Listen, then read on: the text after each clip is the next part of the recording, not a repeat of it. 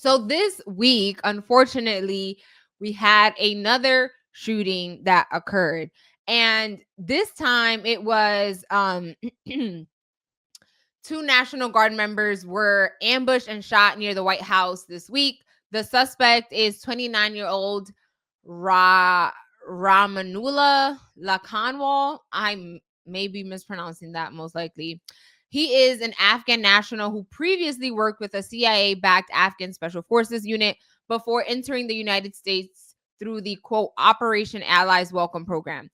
20-year-old Sarah Beckstrom died from her injuries, and 24-year-old Andrew Wolfe remains in critical condition. Authorities say the attack was targeted, but they have not confirmed a motive. President Trump called the shooting an act of terror and used it to push for sweeping immigration restrictions, saying he will pause migration from all third world countries and remove anyone who he claims is not a net asset to the United States.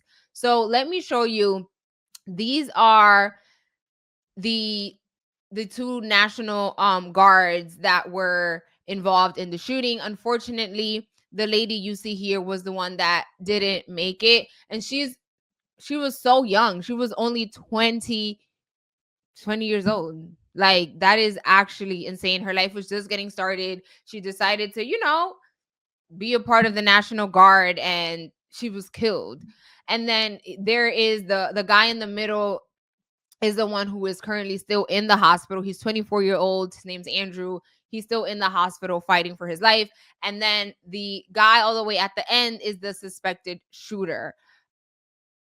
All of this is just super heartbreaking because, again, no one deserves to die like this, right? Like, here are these two young individuals that were just trying to serve their country and do better and whatever. You know what I mean? Like, they're younger than us. And like, it's just like your life was just getting started. You were just doing things that you're supposed to do, right? Like, I'm staying out the streets. I'm just working on bettering myself. And here comes somebody and ends your life. Like, that is heartbreaking. It was close to the White House as well. And the thing that is very infuriating to me is that always at the end of when these things happen, Republicans always find a way to politicize it, right? Like, now President Trump is saying like, "Oh, well, I'm going to put the quote cuz this is an actual tweet from the White House, right? Donald Trump has a social media platform, if you didn't know, it's called Truth Social, where he truths, right? Cuz all of them are lies. He lies a lot of things, right? So this is from the White House, right? Trump saying, quote, I will permanently pause migration from all third world countries to allow the US system to fully recover, terminate all of the millions of Biden illegal admissions, and remove anyone who is not a net asset to the US or is incapable of loving our country. Here's the thing. Anytime these shootings happen, when it is a white person, and because it has to be said, when the shooter is a white person, is mental health, or it's just like a random act, it's just a bad apple. But when it's anyone that has any ounce percentage of ethnicity that is not related to America, it is because of where they came from. So now, because of the shooting, Trump is once again, because he never really stopped, right? We all say how you feel, whatever, he's a racist, right? And so Trump is now using this, as he often does, and the Republicans often do, is to use this as a reason to say, oh, well, anyone that is not white or white associated is a terrorist, is less than, is not going to be an asset to our country. And it's like, no, like, who, you tell me who you think Trump is considering to be third world country people. And this is why it's actually laughable. One, my heart goes out to the family of the two victims, Yeah. right? Regardless of, and I also want to make this like blanket statement, regardless of your nationality or your skin color, if you out of your own heart decide to go take on a crime and do something like this, you should automatically be punished. Period. Like, there should be no, oh, mental health, this, that, and the third. You made the choice, And now look at the outcome. People's lives have been affected by the choices that you have made. If you decide to do something like that, yes, it should be considered an act of terror. It should. Blanket statement. Caveat. Whenever, to reiterate what Shayla says, whenever it is a white individual, it's like every ounce of forgiveness or excuse should be made. But the moment that you show a hint of color, or you are darker than tree bark, it's like, nah, that's in your nature. It's in your DNA. So do we forget about history? You know, the same history that we try not to teach people.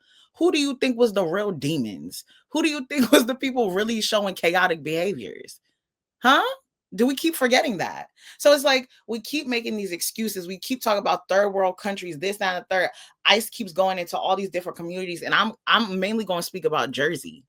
ICE keeps going to all these different communities, especially in Jersey, that you would see a bunch of minorities, the minorities that we deem to be unacceptable, the minorities that we deem to be criminals, right? In the most populated areas where you see a lot of Black immigrants, Latino immigrants, like all those type of immigrants, those are the ones that we want to deem as the ones we need to get out of the country. But if you go to the shore areas where all the different Italian immigrants are, I have yet to see ICE deporting anybody.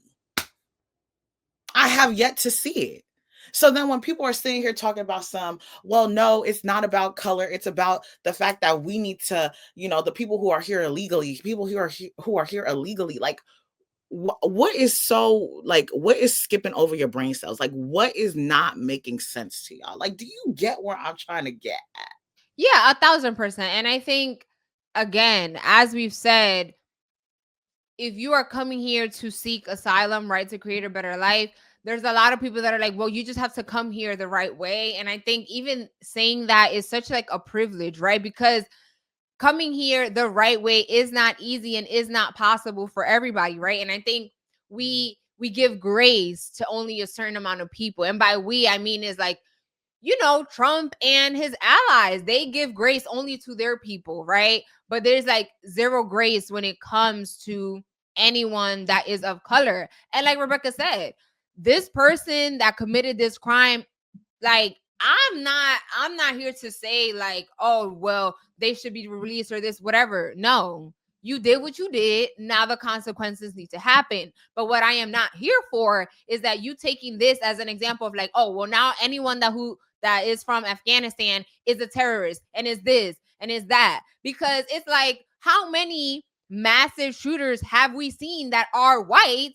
And we're not like, oh, well, all white people now are massive shooters. Like, no. And the thing is, that's exactly what Trump and his allies do. Like, now I know a lot of people that are from Afghanistan, they're going to be on their P's and Q's and they're going to be scared because now they are going to be targets. Right now, everybody is going to put a blanket statement because this shooter, now everyone that comes from this place is also a shooter. And that's the thing that is very annoying, because there are bad people of all walks of life. Your race does not matter. There are, like, that's just life. The same way there are good people, bad people of everything. And that is very infuriating, because minorities are always given the short end of the stick. We're never considered, oh, or what if, or this or that.